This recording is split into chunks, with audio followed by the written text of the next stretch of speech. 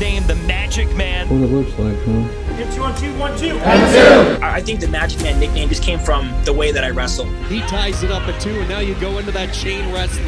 The Olympics is different because it's something that everybody understands. The Olympics are what you're remembered by. Basically, every decision that I made for 25 years was to win this. Especially my parents, just the amount of sacrifices that they've truly made. 86 kilos. There's only been 2 names at the top of this weight category. But I wouldn't be here without them, their sacrifice. David Taylor and Hassan Yazdani, 2 wrestlers who have separated themselves from the pack. And it's something your whole country can get behind and support. So the Olympics are special. Once you've been to the Olympics, nothing else compares. I believe in David Taylor. I believe he's going to be a world champion. His ability to pull things out of the hat when it's needed the most. Whoever he has to beat, make that happen. David Taylor, the reigning world champion, ready to take on Yazdani one more time. It doesn't matter. The Magic Man. It's not an illusion. It's reality.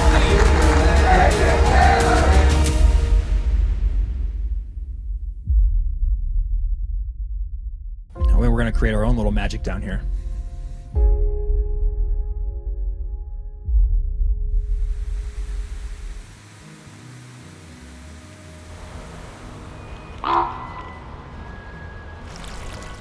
Starting wrestling at the young age of 5 years old, when his mother decided to enroll him at a local club. We were living in Evanston, Wyoming. It's a real small community. They had one high school, and the high school was having a wrestling club. And I looked at it in the paper, and I called my husband. I said, I'm going to sign him up because David was a very hyper kid. There was nothing abnormal about him. He was just like, don't touch that, David. And he'd touch this and go, hee hee. Don't touch that, David. He'd look at this and go, he just, he was just full of energy. And I didn't want to take that away from him, but I wanted to find something that's going to take that energy and put it into something positive. His first foray into the world of wrestling would be anything but successful in the beginning, as even his father said this about him. For his first year, I thought he absolutely stunk. He'll tell you he thought he stunk. I mean, he didn't win a tournament until his last event. And while he manages to stick out his first season, only winning his very last match. Last tournament of the year was actually at Evanston, and I won the tournament. But it's during that match that David's magic begins to awaken, and he wants to continue wrestling. I remember saying, Dad, when's the next thing? And he's like, season's over. And I was probably a little upset. I don't remember, probably because I like the sport. One of David's defining moments occurs during the award ceremony, where he doesn't win the best wrestler or even the most improved wrestler or anything prestigious. That first year in the banquet, you get, it's kind of funny, you get they give your MVPs and the wrestler of the year and this and that. And they kind of get to the last award where it's like, all right, you need to give this kid something because, he worked hard and, he paid attention, but he wasn't very good. That award was most attentive. An award that was probably given to him so that he wouldn't go home without anything. But that one little award would instill in him a drive to continue improving and set him off on a path with no clear ending.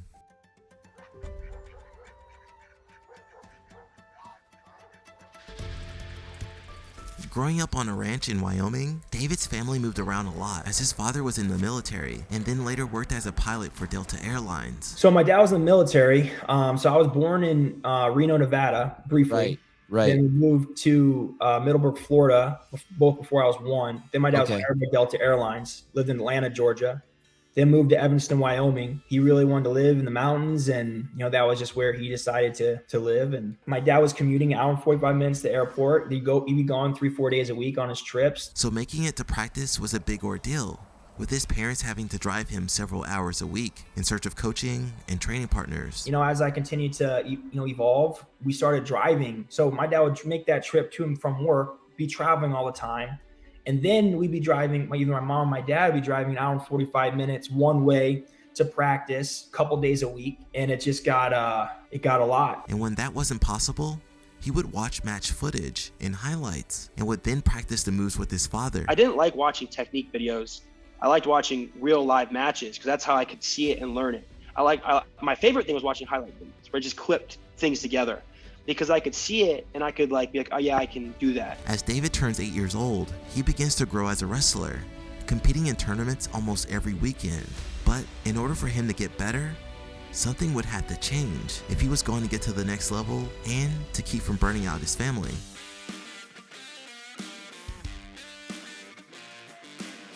For Delta Airlines, Cincinnati was one of our bigger hubs. I started looking at a map and I go, man, we're already driving 100 miles for David to wrestle practice one kid 1 day a week or 2 days a week. I said, if we lived within 100 miles of Cincinnati, he could wrestle every day and I could just drive once a week to work. And it's in Ohio where David begins to experience massive growth. Throughout middle school, he becomes a 3-time state champion and begins traveling the country, competing in big tournaments like the Ironman and the Cliff King. David's wrestling legend grew quickly in Ohio even before he landed at Graham High School. 3 junior high state titles in 6th, 7th, and 8th grade. For a lot of my peers, it was the dads were like trying to live vicariously through their kids. At that age, I was saying, hey, Dad, I want to go to practice. I want to go to this place. I want to wrestle this tournament. I want to go this weight class. And I was like always what I wanted to do. And my dad would facilitate those things. But David would also start to have issues with his body due to the training methods of those days, as even by the age of 10, he was already experiencing back spasms, which coincidentally enough happened on the day he would wrestle his future wife, Kendra. That morning, it was wild. So that morning I woke up and I had my first ever back spasm. And I'm like, nervous, really nervous, because you're wrestling a girl. You never want to lose to a girl. Yeah. I can't tie my shoes. I have a heat pad on my back, and basically my dad's like, you better toughen up. This part of David's life can be summed up with just one word: dominate. And dominate is what David did. He won the 78-pound title last year by technical fall. You can see his style already. Great shot. In on a single leg. Stacked him up to his back. Wow. And the 2 back points make it 11-2. Wow. And that will be it, I believe. If he gives them 3, it'll be a... Using his tilt and riding skills, which he attributes to growing up riding horses and steers, David was on a tear on the competition scene and amasses an insane record of 182 wins and only 2 losses during his high school career. What a way to finish your career in high school. He ain't gonna let him go.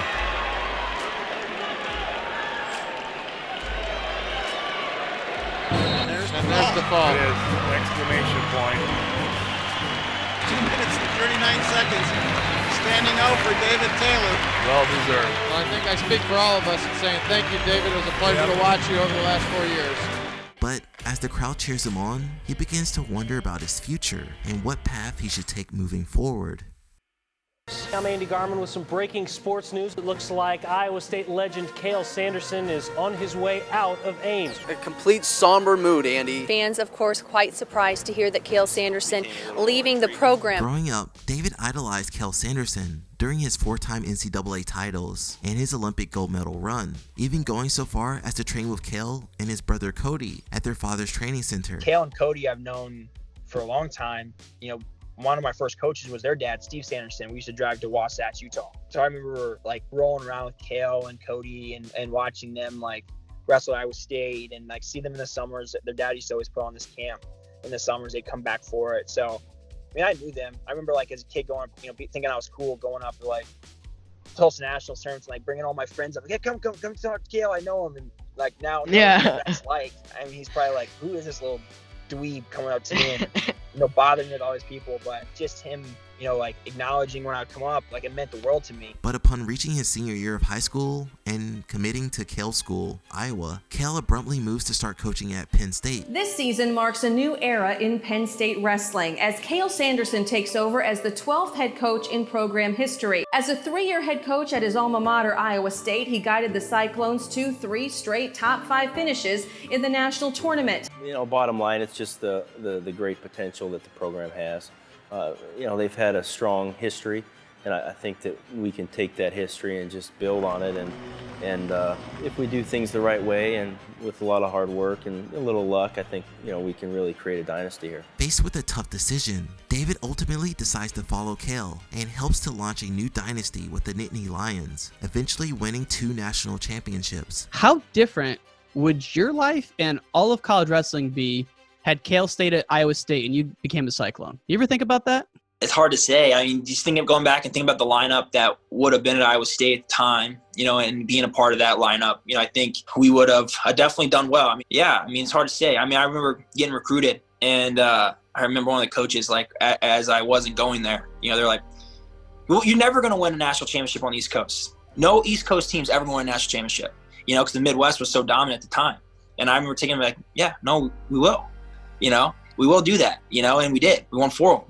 When I was there, and obviously continue to win 4 more afterwards. So, I mean, that's Cael. David would also face off with several friends and rivals, most notably Kyle Dake. And after college, he has hopes of pursuing wrestling as a career and even has an email address set up for his Olympic goals. David Taylor, 2012. When I was a kid, my email address was David Taylor 2012. I thought I was going to win the Olympics of 2012. That didn't work. But unlike most of his career, the international competition scene would see David facing his biggest challenges yet. 30 seconds. Oh, and here we go. Taylor in on the leg of Jordan Burroughs. Has it up in the air. Looking to finish, and we're going to go. Ascui, a nice shot there from the outside. Caught a leg, and he's going to try to dump him across. Good whizzer by Ascui. Dave tries to step all the way over, and he gets a leg in. Man, that's a magic trick. Back and have to steal it at the end. In on the shot attempt now. He posts up. Taylor scrambles with it, has the cradle locked up. NCAA champions Deshaun Garrett and Nico Megaludis on mat 4. Taylor with a leg attack. But you see the flexibility from Dake, nearly in a full splits. Taylor trying to chase down that opposite ankle.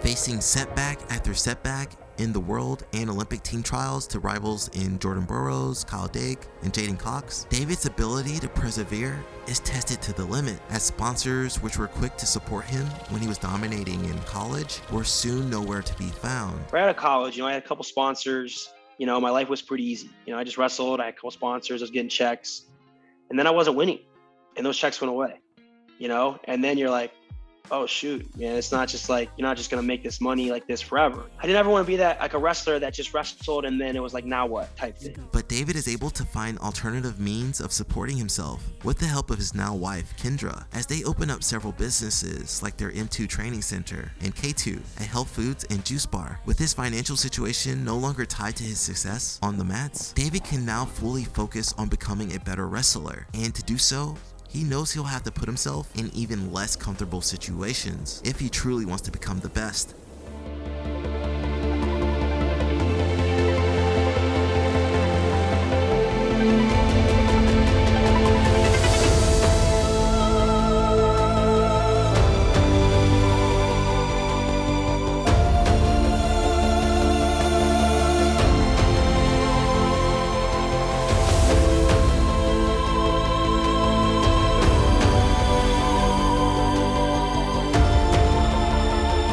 Deciding to change his habits, David refocuses his diet from only eating enough calories to make weight to actually eating nutriently dense foods. He also revamps his training by working with famous trainer to Olympians and professional fighters and athletes, Coach Cael of the Training Lab. And I'm just like anybody, you're a creature of routine, so typically it's like you kind of find what you like and you kind of stick with that. You're like, okay, well, especially in wrestling, you do something, you wrestle really good, you're like, okay, that's what I'm doing. And that's kind of what I did, and to me, it wasn't about calories or sugar or anything. It was about just total ounces. It's like, okay, if I just have 3 ounces here, then, I'll drink a little, whatever, a little bit of water. And then for lunch, I would have a bowl of cereal, like Captain Crunch, but like, or you would just get the milk. So it's just like enough milk that wasn't completely dry, but again, weighed like 3 ounces. Then I go to practice. So that's what I'd have going to practice, which is like, now knowing what I know, it's like, you pretty much you can't do any worse than that. Like, that's pretty bad. Sam Calvita, the Training Lab.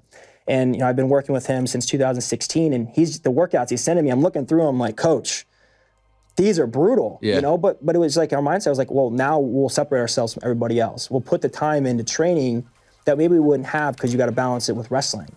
Just the workouts were they were monsters, but I think it helped mentally too. Just like, man, if I'm getting through these things, it's kind of mentally got me a little bit stronger. Very soft-spoken. I mean, he's really, really intelligent. Like I said, I mean, he's a world-renowned math teacher. You know, he has basically developed all his own algorithms, you know, in terms of recovery and his own recovery systems. You know, like everyone else is using, you know, Whoop bands, you know, and we have a system that he uses, you know, that's like spitting out specific data. So, I mean, it's just, you know, really fortunate, you know, and I was one of the original people that was working with him. You know, now he's busy, you know, he has people all over the world, especially in the MMA community. I mean, he's working with, the best are constantly seeking him out, and he's having the same conversations with them, you know. And typically with Sam, it's like a 30-day period where he kind of tests you. He's like, hey, this is what we're going to do. In 30 days, you know, he knows what kind of what your results are, if you've done what you're doing or not. But most importantly, David makes the decision to finally move up in weight class from 74 kilograms to 86 kilograms. And through these changes, David is finally able to make his breakthrough on the international circuit at the 2017 World Cup. You know, from a wrestling standpoint, you know, I was going to Penn State was probably the best decision I ever made, you know, just because it got me in a new atmosphere and was able to kind of really help me get to a new level and continue to help me get to new levels. I'd say the second best decision ever in my wrestling career was just going up in weight class and seeking out Coach Cael, and just was able to kind of fall back in love with wrestling and in the whole process.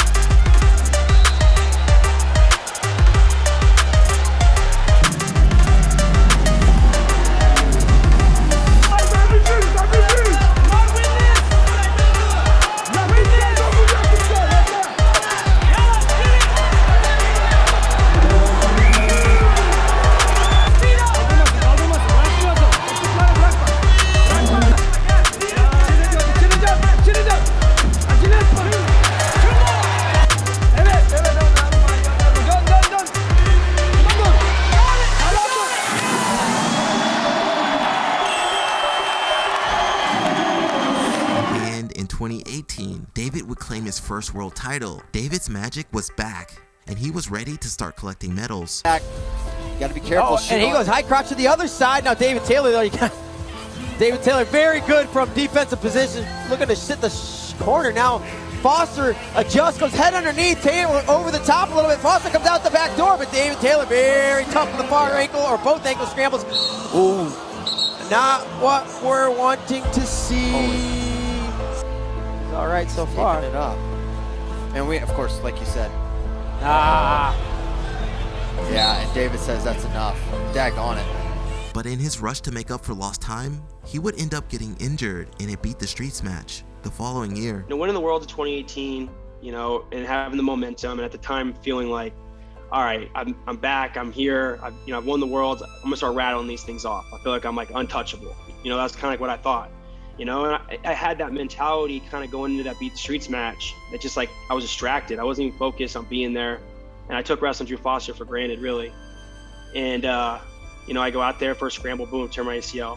You know, and I just think that was challenging because, you know, I was faced with this, you know, do I get surgery? Do I not get surgery? Get back for the Olympic trials? I got 10 months. Like, boom, I'm gonna jump right into surgery right away. Now with a long recovery ahead of him and the Tokyo Olympic trials looming on the horizon, David opts for a quick surgery so that he can make it back as soon as possible. Having to put all of his skills and willpower to use, David is finally able to make his return. But just as he's getting back in the swing of things, the whole world shuts down. Battle of Penn State Nittany Lion Wrestling Products.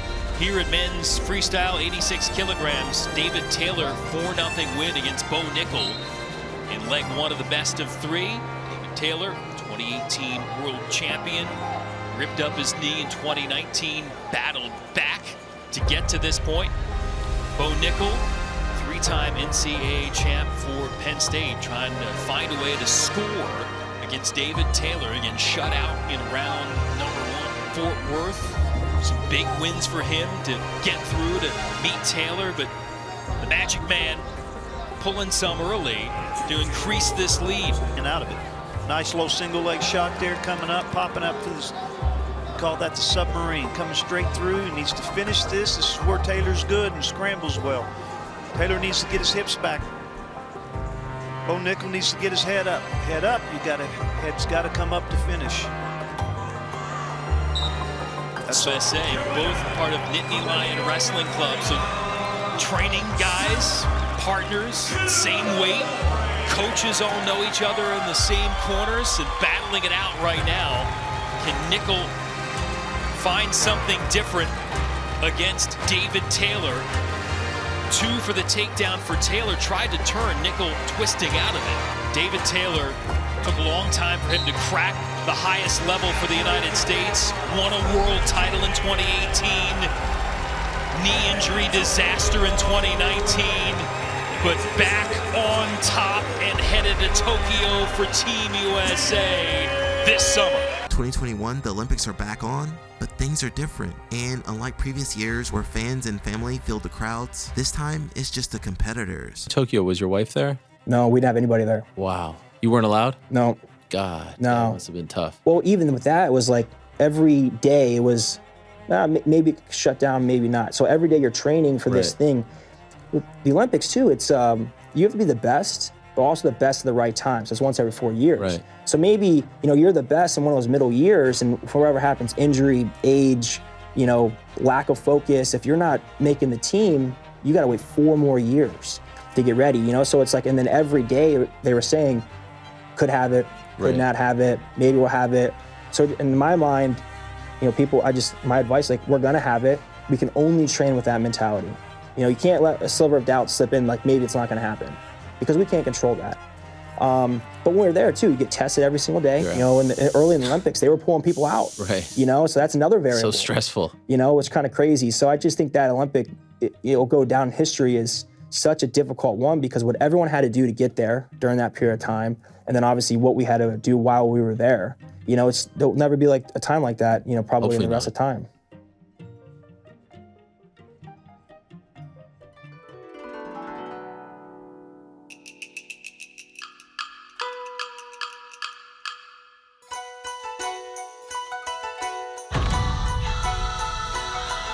David, at last ready to fulfill his lifelong dream, which he dedicated his life to at a very young age, puts all of his magic to use, tech falling his 3 opponents, leading to the finals, where he would once again face off against Yazdani.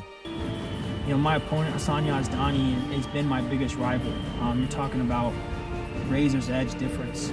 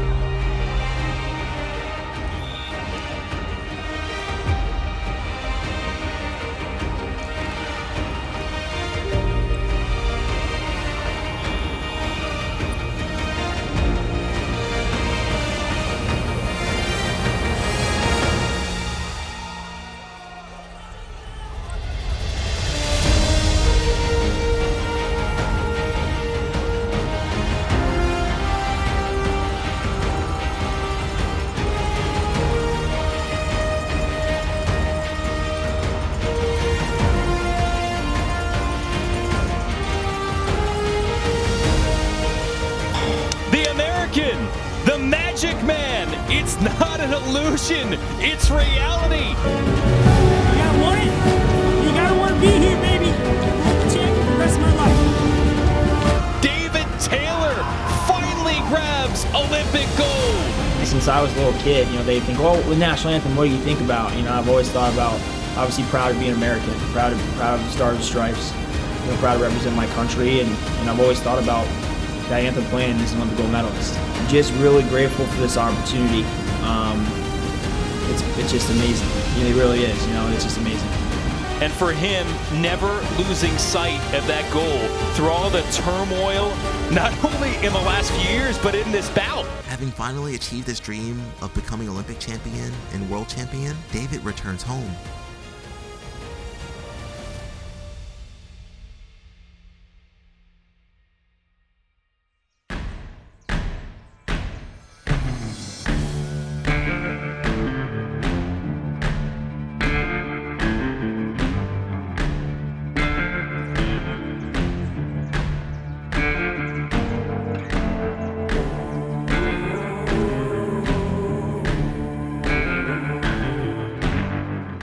Once home, David's life as an entrepreneur, husband, and father catch up to him, and the man, once driven solely by his desire to wrestle, begins to find other things in his life that he likes just as much as wrestling. But with only 8 weeks after the Olympics before the 2021 World Championship, David struggles to find the same motivation. And then, I came home, that I achieved this dream. I'm like, all right, this is great.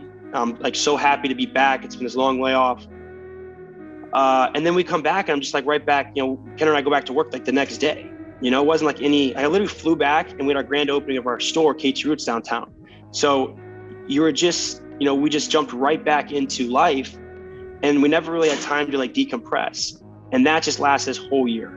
So when you answer me like, what was it like this year? It dates all the way back to then. Mm-hmm. And, just never really took a break. We didn't go on vacation. Like we didn't, we have 2 kids now. Like it was just like things in our life were just moving so fast that we were just like, I feel like kind of trying to just always play catch up. So this year was just, I was just burnt out, like really burnt out. I was like, when I say I was really contemplating retiring, like I was like many times, even up to like 4 weeks before the World Championships, I was really considering not going. And on the other side of the world, after suffering yet another upsetting defeat, going for his 2nd Olympic title, Yazdani goes into the World Championship with even more desire to win. And the results speak for themselves. Yazdani with a step out point. Here he is back near the edge, looking for maybe a lock. Whizzer applied by Taylor near the edge, and they go out of bounds. Another step out point. And a 2-0 lead for the Iranian. A lot of hand fighting right now. Yazdani trying to keep Taylor off. Now a quick underhook applied by Yazdani. Has Taylor in some trouble, and he comes around for 2. Taylor drops in on that outside single, has the leg elevated, looking for the trip, and he ends up going down. Still has the leg. Key moment as we hit 2 minutes to go. And 2 for Yazdani. 12 seconds to go. 10 seconds to go. Yazdani Tirati staying busy, staying hungry. 1 point on the step out, now 2 on the takedown. That's gonna do it. Broke 4 match. And boy, has Iran had a great day. They've won the closers today. Returning back home after suffering a large defeat, David reignites his fire for competition by only focusing on those matches that really excite him and push him outside of his comfort zone, just like he did when he was a boy, dreaming of being on this level one day. And while he has accomplished everything he wanted to in his career, wrestling is still in his heart, and his magic is strong going into the 2022 and 2023 World Championships. When I'm excited to be somewhere, I don't think I'm going to lose. Mm-hmm. So I just think I've learned, in my career, it's just find the places and things that make me excited. And, then I'm going to perform at my best. I just knew I was going to win the Olympics. Like I knew that like going into it, I was going to win. Nothing was going to deter me. But then after losing after that, I really had questioned this year. I was the first time I've questioned a lot of things in a long time. So, I in that match has been just sitting on my mind for all year. And I think that, going into it, like I was nervous, but nervous because I was excited to like really test. I knew that, all right, I'm going to get tested in this match and I'm gonna have to make a decision. Like, am I going to give in and get beat, or am I going to fight through it and beat this guy? So I was, I was excited, about that. And right there, I just was like, reminding myself, to believe in my abilities, move my hands and move my feet. If I do those things and I get beat, then he's better than me. If I do those things and I win, then you execute what you want. And I was at peace walking out there and was able to go execute what I wanted to do. Taylor looks to re-attack, has his hand on the leg. One more attempt, single leg, finished. Lead as Yazdani gets to his underhook. That's his best position. Nice shot attempt and finish.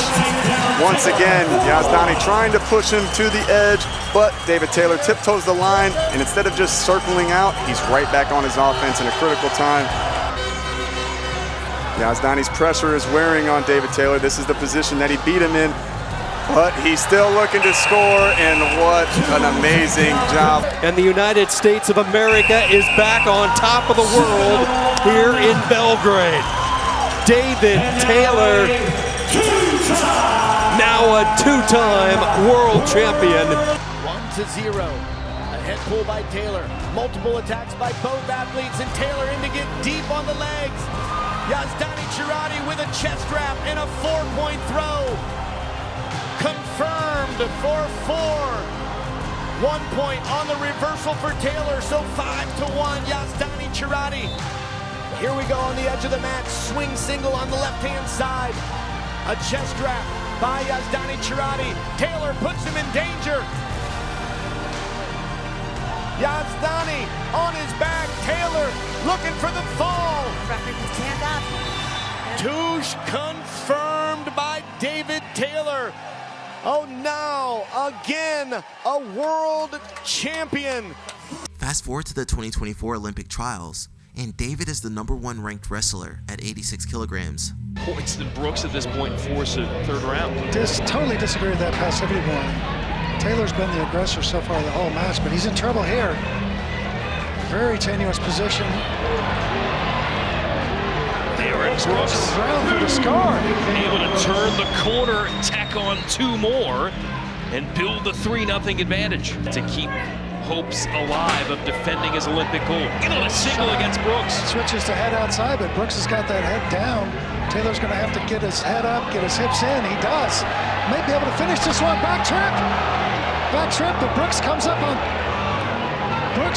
on top and no score here. If Taylor can elevate that leg, he can get a 2-point turn. He's got to do it now. 10 seconds left. The Tokyo Olympic gold medalist gets called to a stalemate back to the center with 8 seconds remaining. The Magic Man looking to pull a rabbit out of his hat late. And Aaron Brooks is the one who's going to push on to Paris. Big win, huge win for Aaron Brooks, making his first Olympic team.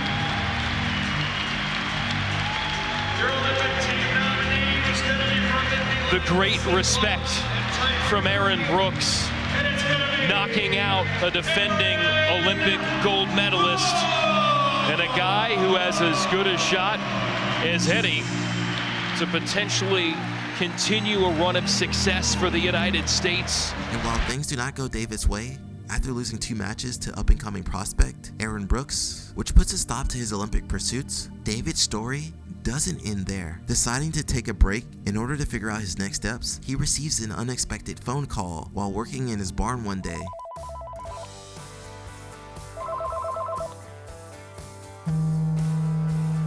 You know, I was in the back and I got a call and I'm like, missed call from Oklahoma.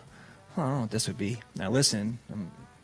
This is athletic director Chad Weiberg. I'm like, I need to answer this call. I need to call him back. And Oklahoma State's one of those things where it doesn't matter what you're doing, your life goes on pause, and you're going to think about this opportunity because it is one of the opportunities. Fast forward again, a few days later, and Oklahoma State has just announced that David will be the new head coach of the OSU Cowboys, a team formerly headed by John Smith, one of the most legendary wrestlers in American history. Ladies and gentlemen, the new head coach of Cowboy Wrestling, David Taylor.